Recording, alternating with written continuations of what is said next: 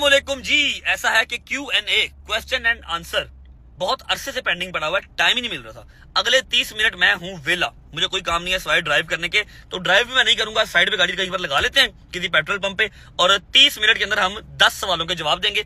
इस स्टोरी के बाद 5 मिनट के अंदर जो भी सवाल आएंगे उसमें से मैं 10 सवाल पिक करूंगा और 10 सवालों के जवाब दूंगा। जो भी आपका दिल करता है आप सवाल पूछें।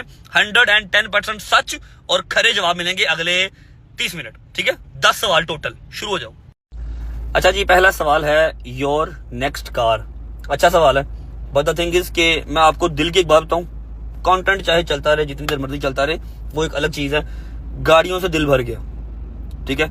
मतलब you just name the car और मैं सुबह वो परचेज कर लूं। अल्हम्दुलिल्लाह अल्हम्दुलिल्लाह अल्हम्दुलिल्लाह, जस्ट मुंह से बोलो कि ये वाली गाड़ी मैं सुबह वो परचेज कर सकता हूं।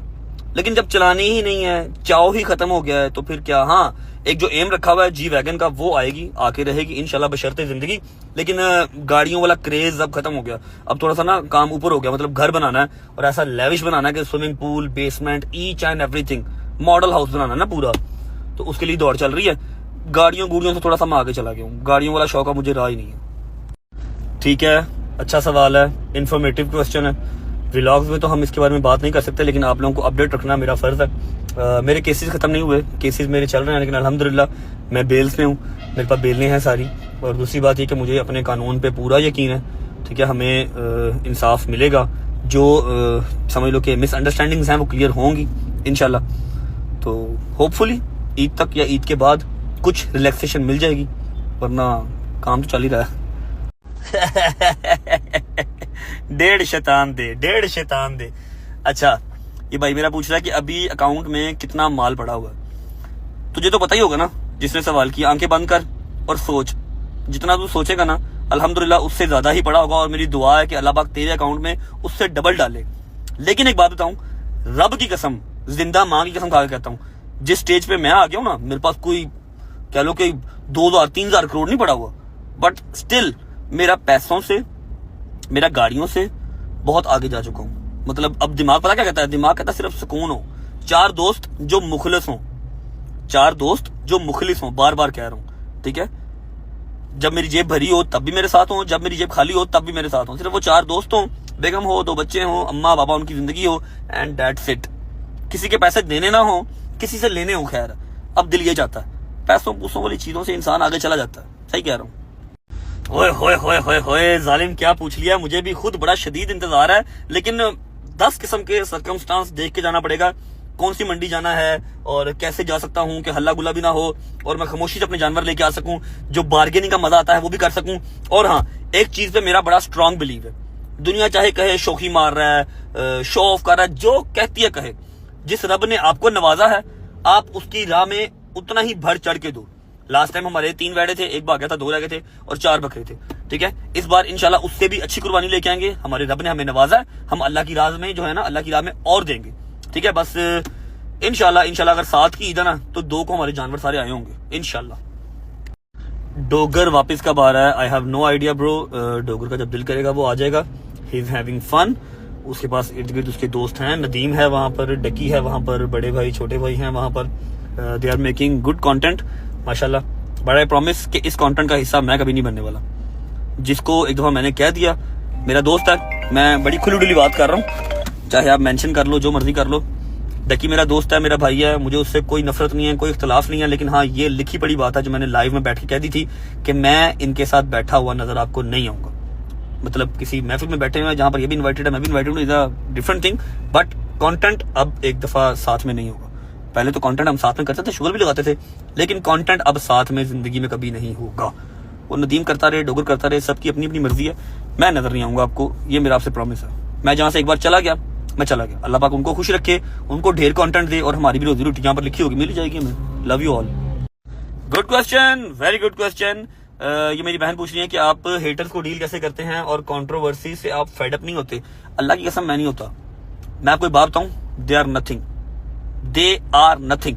अगर आजकल के टाइम पे जहां पर 9th क्लास या 10th क्लास के बच्चे के पास भी किसी के लिए सोचने का 1 मिनट का टाइम नहीं है, और यहाँ पर कुछ लोग अगर आपको सोचते हैं, आपको स्टॉक करते हैं, आपकी बारे में अच्छी बुरी बातें निकाल के उसकी वीडियोस बनाते हैं, आपको तनकीद का निशाना बनाते हैं, तो सोचिए वो वेले कितने हैं, वो किस कदर वेले हैं, किस कदर डेस्परेट हैं, ठीक है।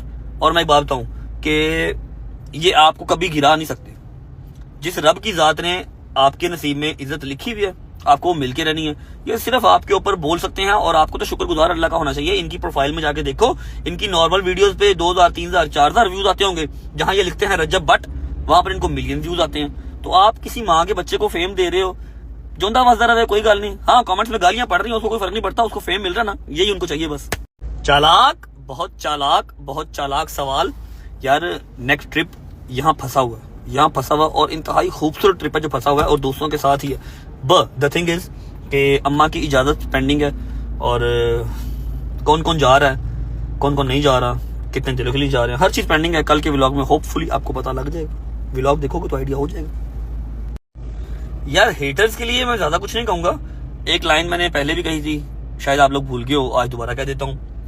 भुल जो के हुण रिप्लाए मिलूगा, भुल जो के हुण रिप्लाए मिलूगा, बट बेइज्जती करन दे भी पैसे लैंदा आ। जितनी मर्जी टिल लगा लो, अवाम को अवेयरनेस बहुत आ गई है। उनको हर चीज का पता है कि अपने काम धंधे छोड़ के कोई किसी एक ही बंदे के पीछे पड़ा हुआ है। तो क्यों पड़ा हुआ है? क्योंकि उसके नाम से रोजी रोटी चल रही है, उसके नाम से व्यूज आ रहे हैं। मैं तो जवाब नहीं देने वाला।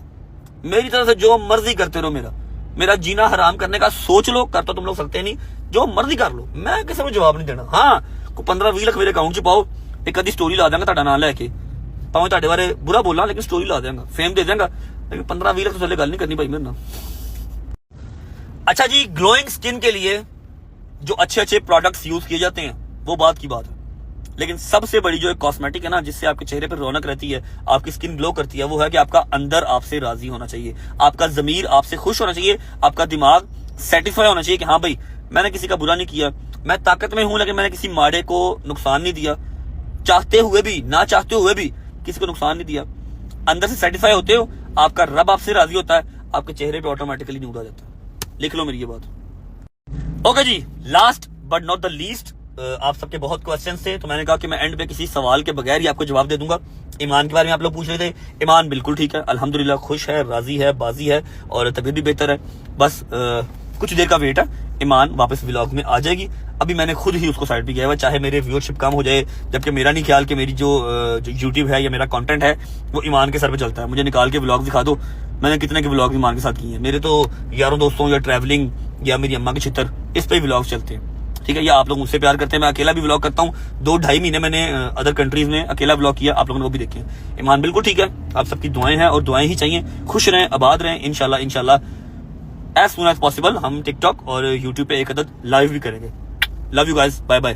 स्पेशली एडिटर्स, अस्ताला बिस्ताला, एक पप्पी इधर एक पप्पी इधर, अल्लाह हाफिज। रिमेंबर, एक बार आपके भाई ने कहा था कि मैं इन मुनाफिकों के साथ कभी जिंदगी में नहीं बैठूंगा।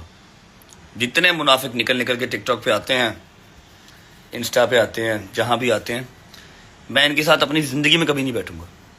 क्योंकि 4 दिन ये आपके मुखालिफ होते हैं, अगले 4 दिन ये आपके पीछे फिरते हैं कि मिल लो, उससे अगले 4 दिन ये आपके साथ बैठे होते हैं। जो इनके साथ बैठ जाते हैं वो भी मुनाफिक होते हैं। मैंने एक अदद लाइव में आप सबसे प्रॉमिस किया था कि मैं कभी ये वाला झूठा फेम, झूठी सस्ती कंट्रोवर्सीज मैं नहीं पढ़ूंगा और ना ही इनके साथ बैठूंगा इंशाल्लाह। बस ऐसे ही याद करवाया आप लोगों को, क्योंकि आपको इर्द गिर्द चीज़ें नज़र आ रही होंगी, आपको याद कराया कि मैं आपको इनके साथ बैठा कभी नज़र नहीं आऊँगा इंशाल्लाह।